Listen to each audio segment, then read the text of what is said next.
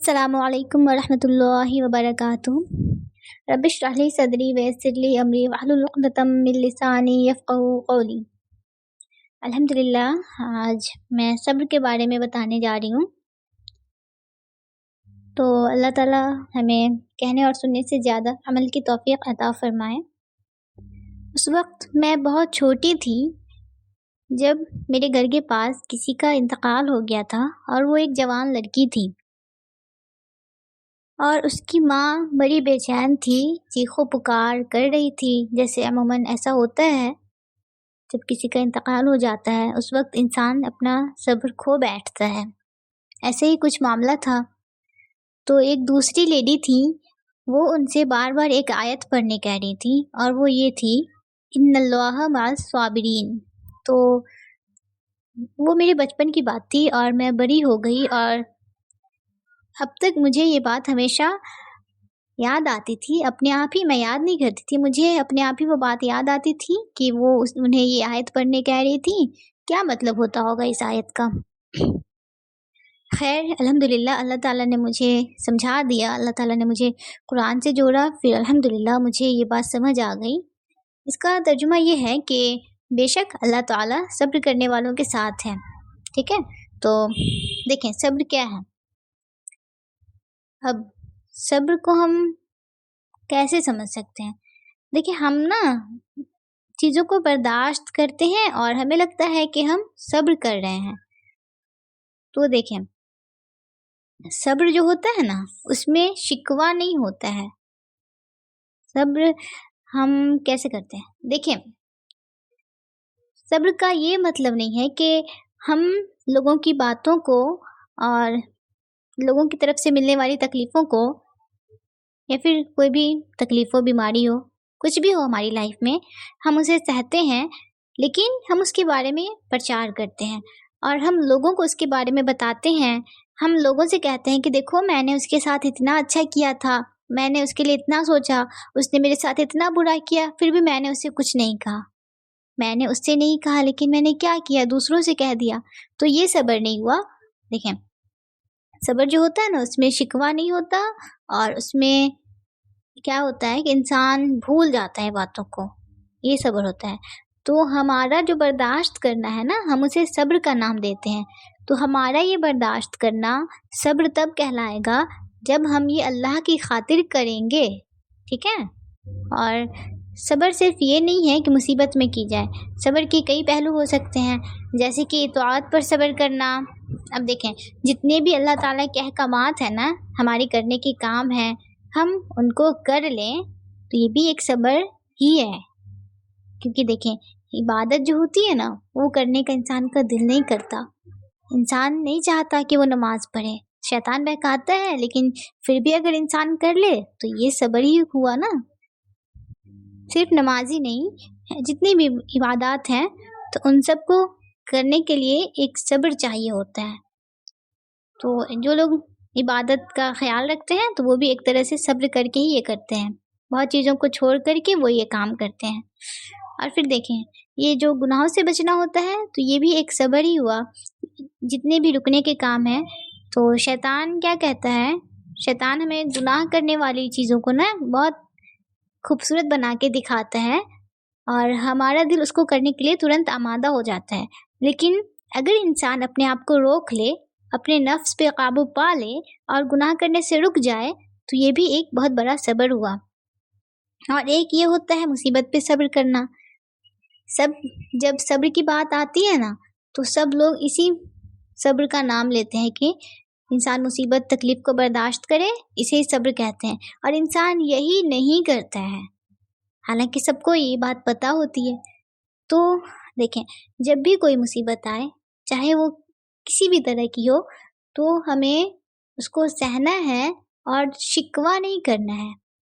ہمیں اس میں اللہ سے صبر مانگنا ہے، ہمیں اس میں اپنے ایمان کو کمزور نہیں ہونے دینا ہے۔ یہ بھی صبر ہوا کہ اللہ سے ہم دعا کریں، ہم اللہ سے شکوہ نہ کریں، کیونکہ مصیبت آنے پر پہلا کام انسان کا کیا ہوتا ہے؟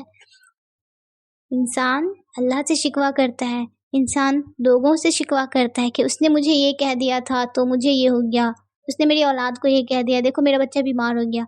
और भी बहुत तरह की प्रॉब्लम्स होती हैं और बहुत तरह के शिकवे भी होते हैं। तो इंसान को अपनी इस बात पे कंट्रोल करना चाहिए और अल्लाह से उम्मीद रखनी चाहिए, अल्लाह पे तवक्कुल रखना चाहिए। और देखें, सूरत तगाबुन में आयत नंबर 11 में अल्लाह ताला फरमाते हैं कि कोई भी मुसीबत अल्लाह के हुक्म के बगैर नहीं आती, और जो शख्स अल्लाह पर पूरा ईमान रखता है, अल्लाह ताला उसके दिल को सब्र की राह दिखा देता है, और अल्लाह हर चीज़ को खूब जानता है। तो हमें याद रखना चाहिए कि अल्लाह के इज़्न के बगैर कुछ भी नहीं होता। तो हम पर अगर कोई प्रॉब्लम आई है ना, तो वो अल्लाह की तरफ से आई है, उसमें हमारे लिए आजमाइश है। तो अब हमें उसे कैसे हैंडल करना है सिचुएशन को, तो उसके लिए हमें अंबियाओं को याद करना है। ठीक है। सूरह अल-बक़रा में एक आयत है, या अय्युहल्लज़ीना आमनुस्तईनु बिस्सब्रि वस्सलाह इन्नल्लाहा मअस्साबिरीन, आयत नंबर 153। इसका तर्जुमा है, ऐ ईमान वालों, सब्र और नमाज से मदद लिया करो, बेशक अल्लाह ताला सब्र करने वालों के साथ है। अब देखिए कि सब्र, ये जो सब्र है ये कितनी बड़ी चीज़ है कि जिसने सब्र किया उसके साथ अल्लाह हो गया, और जिसके साथ अल्लाह हो गया उसका कोई कुछ बिगाड़ सकता है? कुछ नहीं, क्योंकि अल्लाह उसके साथ है। सब्र वाले ना, कितनी भी बड़ी प्रॉब्लम हो उन्हें सुकून रहता है, उन्हें पता होता है कि मेरे साथ अल्लाह है। तो हमें खुद को वैसा बनाना है।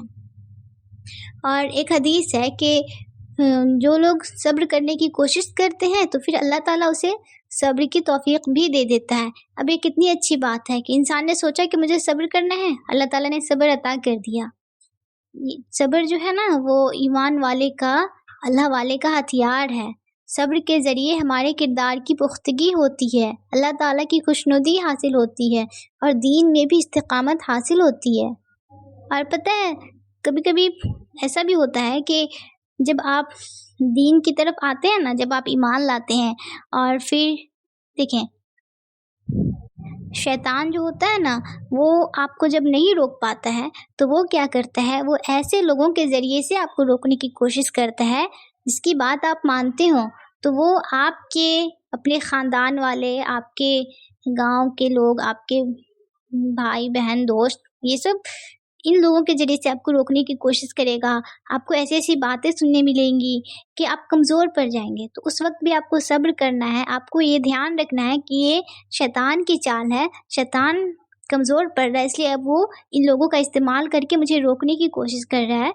तो हमें अल्लाह के तमाम अहकाम पर अमल करते हुए दीन पर साबित कदम रहना होगा, यानी इस्तिकामत इख्तियार करना होगा, और इसे ही अरबी ज़बान में सब्र कहते हैं।